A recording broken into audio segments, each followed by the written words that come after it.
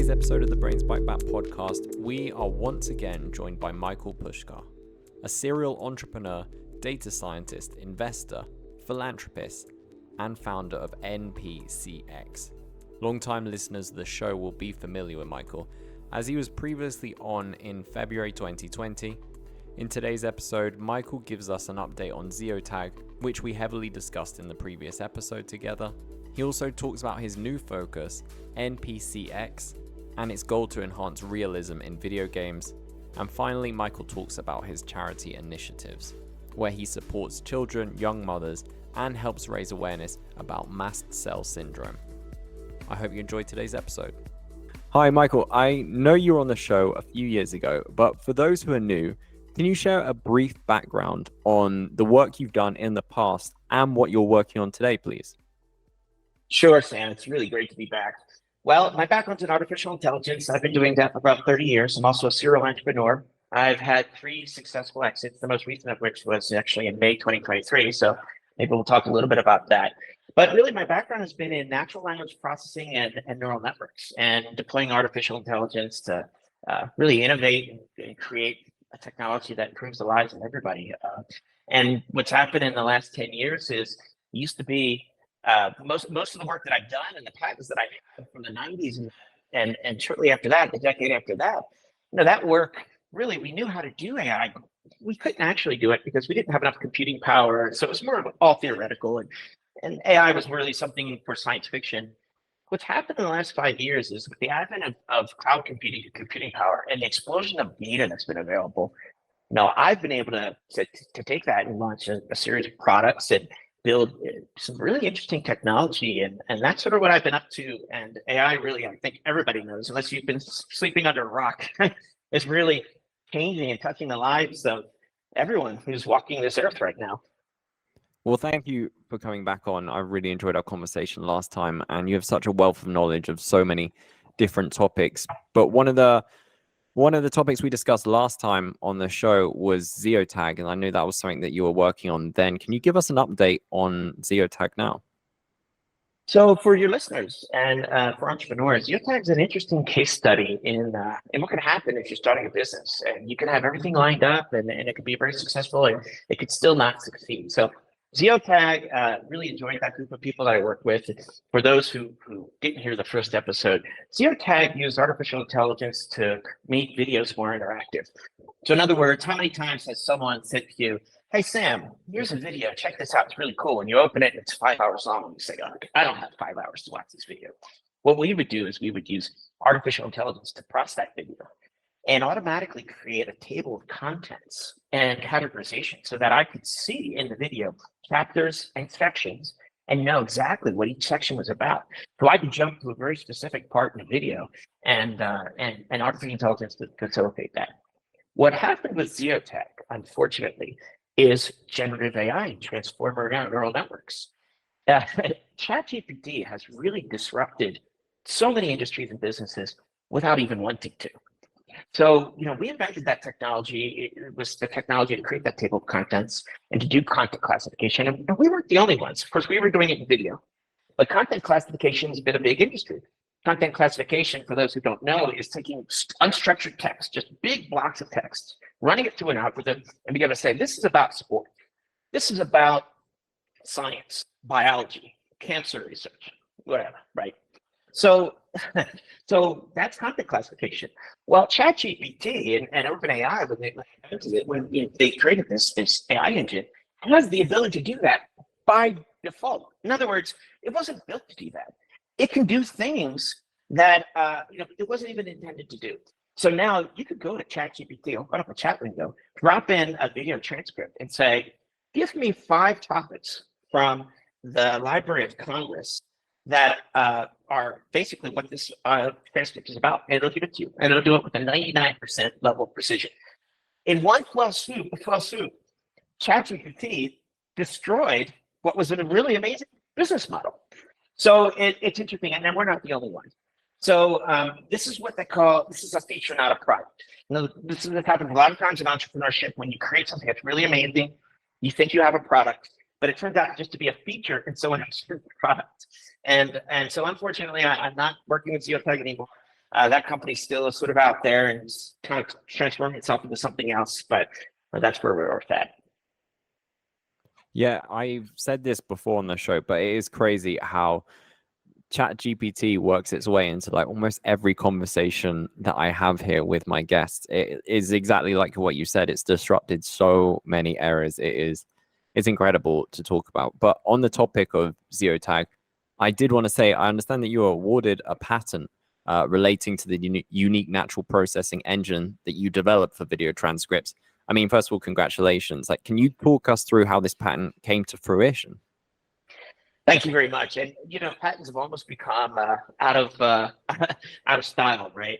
Folks don't necessarily go for patents anymore, like we did back 10, 20 years ago. But I think they're very important. Once you get a patent in a technology, no one can ever take that away from you. So I would encourage everyone, entrepreneurs and technologists alike, to pursue patents aggressively and to try to accumulate them.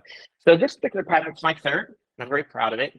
And it's about being able to take just massive amounts of unstructured data, but from libraries and books, and automatically use those libraries and books to create taxonomies for content classification. So that sounds like a lot of gobbledygook. Let me see if I can try to make it more mundane. So when you're trying to create a structure, a categorization structure, and anyway, let's just say that Wikipedia has their own structure, for example, and so forth. It's very difficult. It's very time consuming. You have to start with, okay, science. The next structure down might be research. Next might be cancer research in science. Next might be something else in oncology. It's a very time consuming process, and you need subject area experts. So the best subject area experts you could possibly get are people who wrote the reference books in academia. So my idea was basically to go off into ResearchGate and other types of academia and scientific publishing and take papers that people have already written and use those to discern a structural sort of where content can be classified. And why that matters for your listeners is just that whether you're uploading a podcast or you're writing a new book or you're publishing a blog post, you always want to have those nice little hashtags around that kind of describe what something's about. So what this will do is basically it can automatically discern based on what is written what the topic of metadata is, and therefore hopefully giving you a bunch more hashtags, a bunch more categorization links, and driving more traffic. So that's what it is in a nutshell.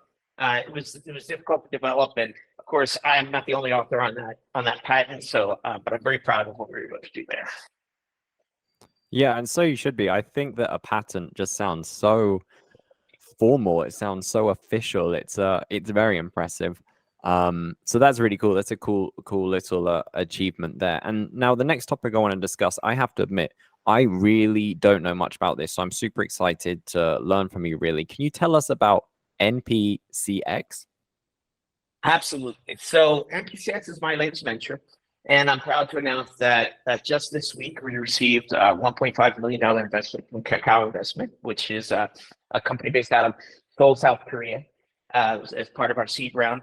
So what NPCx does is it creates more realism in video games and animated film. So for years, we've been playing video games and we're used to AAA titles like Call of Duty and how you run your character around. And pretty normal, right? I mean, it's a video game. It's clearly a video game, but the characters look like human characters and they move and they fire a gun or they'll dunk a basketball, those types of things. What NPCx technology does is it models the character's movement and intelligence. So we can talk about that a little bit later, but start with the movement based on real human movements. So you take the movements of actors on a motion capture stage and you run them through neural networks. And then frame by frame, when characters move in video games, you base it on what the neural network tells you is the next move, rather than what the character would normally do, which is based on some if then else loop. So, for example, if I'm running towards a wall in Call of Duty, you will see your character will run at full speed towards that wall. Then once they hit the wall, they kind of like are leaning against it, and their arms and legs are still moving as if they're running. Anybody who's played a video game knows exactly what I'm talking about. Well, if you're using NPCx's technology, as you ran towards the wall, what would happen? Well, there's a wall there. You would throw your hand, you would start to slow down, you would bend your knees, you would throw your arms up, and you would brace yourself, and you would sort of. So what we're moving towards with NPCx, and there's a number of different products, but this one in particular is video games that are so realistic, it's like watching animated film. That's basically where we're going. And that has profound impacts across the board.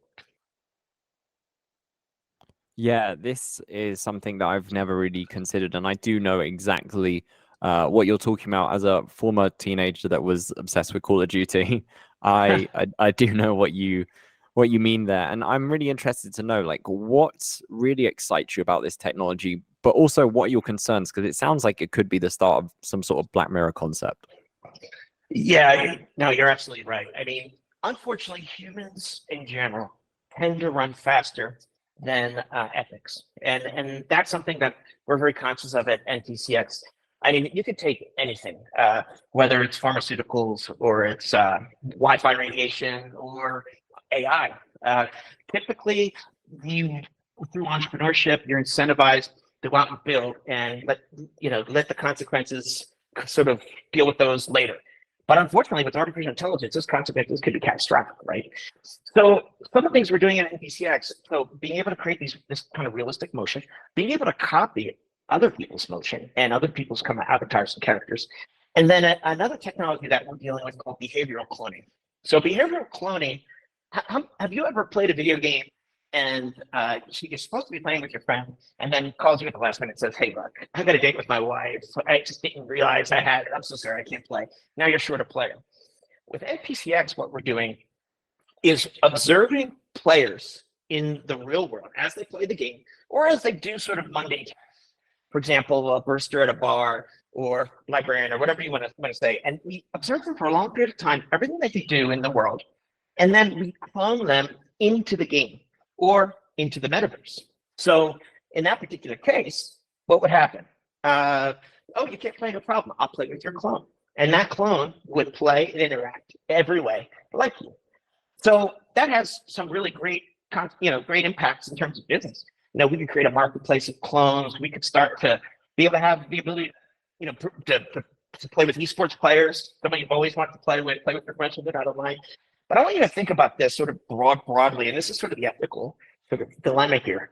We now know through deepfakes that we can copy and create images and videos of people that are hyper realistic, right? And NPCx and smoking technology kind of tangentially related to that too.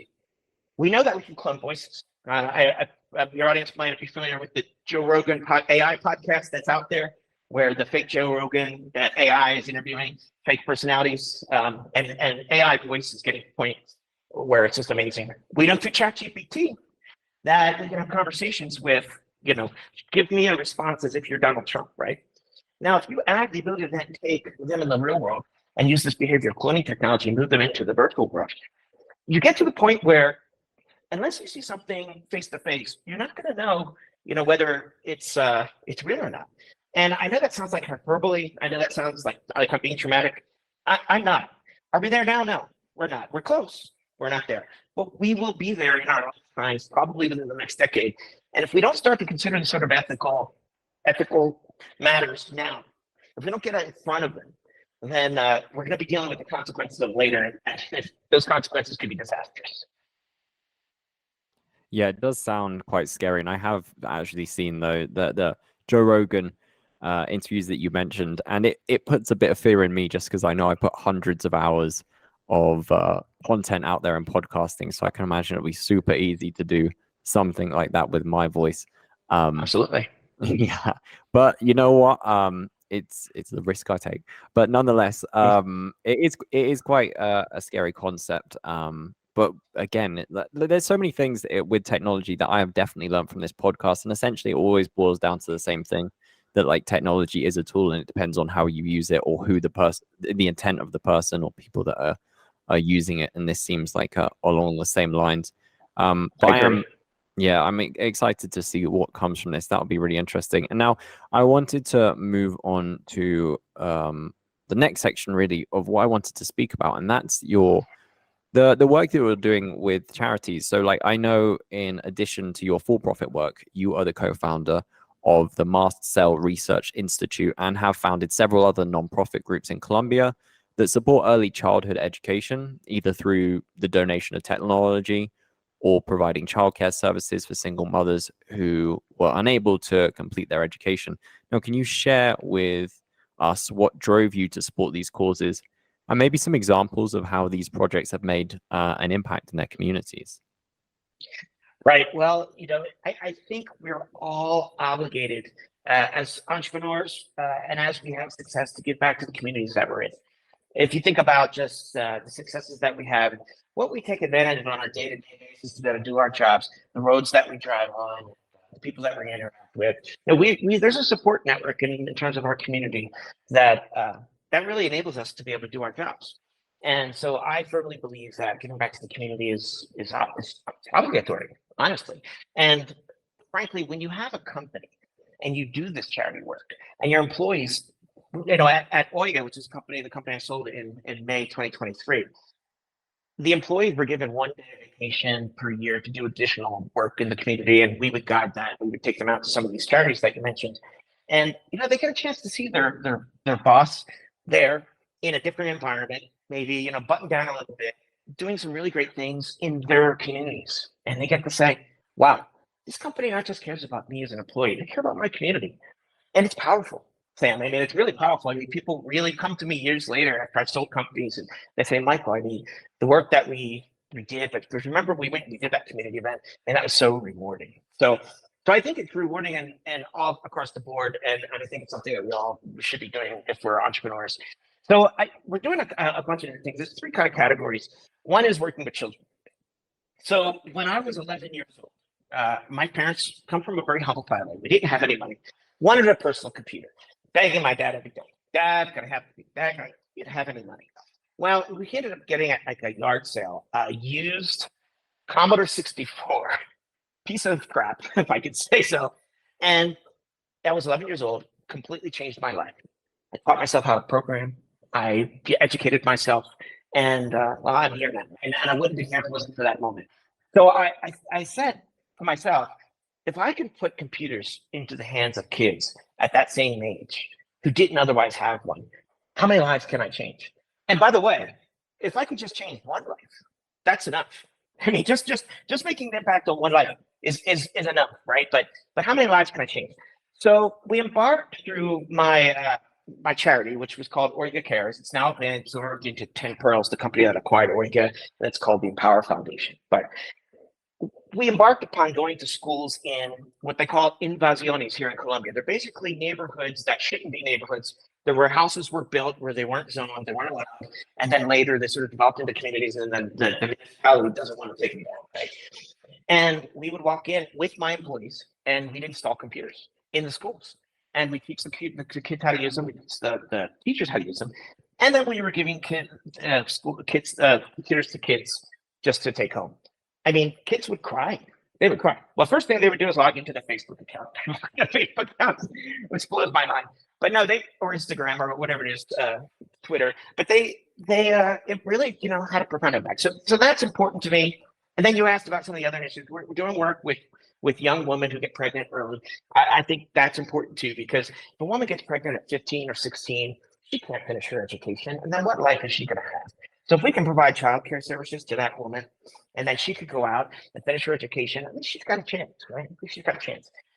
The Mast Cell Research Institute, that's a different initiative. That has to do with a disease that is sort of a hidden epidemic that most don't know about it. And I came to know about it by an entrepreneur named Ryan Stevens, a brilliant guy based out of Southwest Florida. Really became a good friend of mine. I love that guy like a brother. And he had this disorder, and it's just most people don't know about it. So we could talk a little bit more about that if you'd like, but basically it was about bringing awareness to it and talking about ways that folks can get treatment. Well, first, be aware that this is the problem that they have, because it can be very nefarious and it's difficult to diagnose. And then once you have it, being able to actually treat it. Yeah, what is it? I'm not familiar with it, and I'm not sure if our listeners might be. I'd be interested to know a bit more about it. So, not a scientist, but it's effectively an autoimmune disorder, and it creates a lot of impacts on your day-to-day life. Makes you tired and sluggish, headaches, depression is one of the symptoms. And so if I kind of rattle through the symptoms of this, you would say, okay, that could be this, that could be that. I mean, it's not obvious that it's mast cell syndrome. But in fact, millions of people in the United States, for example, have mast cell syndrome and they're not diagnosed with it. And the thing is, once you are diagnosed with it, then it becomes very easy to treat. There's a supplement that's over the counter called quercetin phytosome.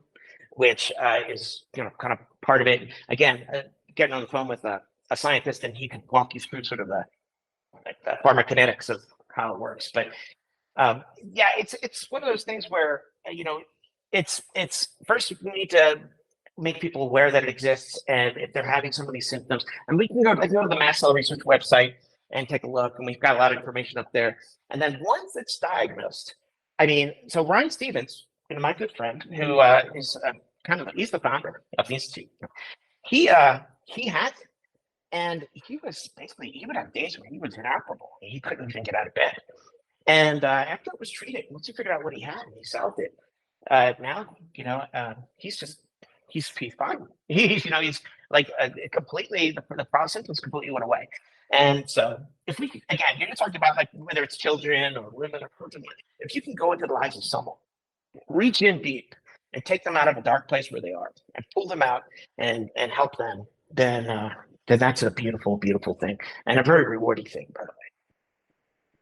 Yeah, that's very inspiring. And I have to say, going back to what you mentioned about your own story and own experience of getting your first computer, that was really wonderful. I didn't know that about you, but it's wonderful that it's had this domino effect on your life and your actions. And like you mentioned there about your friend Ryan, it does seem like, from my experience, that anyone that I've known that's dealt with kind of chronic illness or chronic pain, there is this turning point when they're able to actually put a label on it. That seems like a really pivotal moment. So I completely get what you mean there. Even if I haven't experienced it myself, it's definitely something that I've seen. So it's fantastic to hear that you're doing such great work in such diverse areas. I really hope that you're able to continue this. And that kind of leads me on to my next question. I want to know, like, what is next for you? Like, what are you working on for the future, Michael? Well, so I like to use the analogy of baseball. You only get so many at-bats, right? And when you're in your 20s and 30s, first you start off and you're working for another company, you're learning as much as you can. Then you start your entrepreneurship experience, and you probably start with some failures, and it's disheartening, and then you maybe have some successes if you're lucky. By the way, entrepreneurship is hard. And I'll tell you, I just sold Oiga May 2023. Starting a company is very, very difficult. Getting it from survivability to significance is even more difficult. In other words, making it a profitable enterprise. And then taking it through the exit, unbelievably hard. So for the people out there who can do that, I mean, great admiration to them. It's a lot of hard work, but you only get so many shots to do that in your life. And so where I am, I think I've got maybe one or two more at bats left. So with Oiga now sold and NPCx out there, I really plan to double down and focus on NPCx. I think it's a chance to. It's technology that's being developed by a number of different people, and the ethics are so profound that I really believe that I want to be the one who gets first to market with this technology, because the person who gets first to market really is going to have a chance to define the ethics and how create a board of governance and really think about the impacts of this on society. So NPCx is very important to me, but I'm also working on my nonprofit work, focused on my family. I have 5 kids, and I'm doing investing. So I have a family office. It's called the Puscar Politica Family Office. My wife, Joanna Politica de Puscar. And what we do is it's a faith-driven family office, and we invest in the community, and we invest in small businesses. So it's early stage companies, less than before revenue typically. So hopefully, my wife runs the charity sort of arm of the business, and I run the arm of the business that invests in small startups. What I'm hoping to do is sort of do my work on NPCx, build an amazing product that we could bring to market, hopefully, and change video games, how they're made and played, and animated film. And then on the investment side, it takes. When I was younger, there were a lot of mentors there for me. A lot of people helped me along the way. Hopefully, I can be there, help some folks, and build their companies and get them bootstrapped and started and be successful. And so that's my goal. That's a fantastic goal, and you're doing so much. I mean, just like the idea of keeping it going is just ambitious in itself, because you literally have done so much. It's so cool to see, and it's always so wonderful chatting with you. Last question before you go, and this will probably resonate with the listeners that have heard the last episode that we spoke on, and if not, hopefully inspires them to go check it out. But have you been in any more plane crashes since we last spoke? It's so interesting, Sam, because someone created a Wikipedia page for it. Okay, I don't know who did it. There's some stuff on there, there's good stuff, some bad stuff. I don't know, but I've created and sold 3 companies. I've had some successes, had some failures, have all these charities. The top thing at the top of that page is the plane crash. It's what everybody wants talked about when they meet me and so forth. I have not, thankfully, and I like to say, if you've been in a plane crash once, statistically, what's the chance of being in another one, right? So I think traveling with me is actually one of the safest things that you could possibly do. That is, yeah. I mean, you'd like to think that. I mean, no plane crashes is great, but certainly if you get one under your belt, then yeah, you'd like to think that. What are the chances Wow. exactly? Honestly, Sam, the truth is, as a statistician and data scientist, the truth is the chances of having another plane crash are exactly the same as the first one. But I'd like to trick myself. I'm going to play tricks on us, right? No, I get that. And to be honest, I just try and push the thought of any kind of plane crash out of my mind. That's why it's crazy that I, like, having spoken to you, that you've been in one. I mean, my dad is a flight attendant. He's been flying for years and he's never experienced anything like that. So that also gives me a lot of encouragement as well. The fact that he flies almost every day and he's fine. So it's okay. But I mean, just chatting to someone like yourself who has experienced one, it's like statistically, it's crazy, absolutely crazy. Yeah, it is. It really is. But okay, so Michael, if people are listening to this and they want to keep up to date with you and the work you're doing, what is the best way for them to do that? So I have the family office's website. It's pushkarburatika.family. It'd be easier if you Google on it because the spelling is a little bit complicated. But there we keep updated on some of our outreach into the community, some of the investments that we're making. And then for NPCx, it's just NPCx, like an NPC.ai. And I think there'll be some really exciting announcements there in the next couple months. Fantastic. Excellent. Well, we will include links to those in the show notes. But again, Michael, as always, it was an absolute pleasure chatting with you today. Sam, great pleasure speaking to you. As always, I really appreciate the invitation. That is it for today's episode. Thank you for joining us. I hope you've learned something, and if you have benefited from today's episode, please consider leaving us a review on iTunes or wherever you listen to your podcast, as these reviews really help us grow the show. You can also follow us wherever you get your podcasts, including YouTube. Just search Brainspike Back and you will find us. We hope you join us for more episodes in the future, and until then, take care.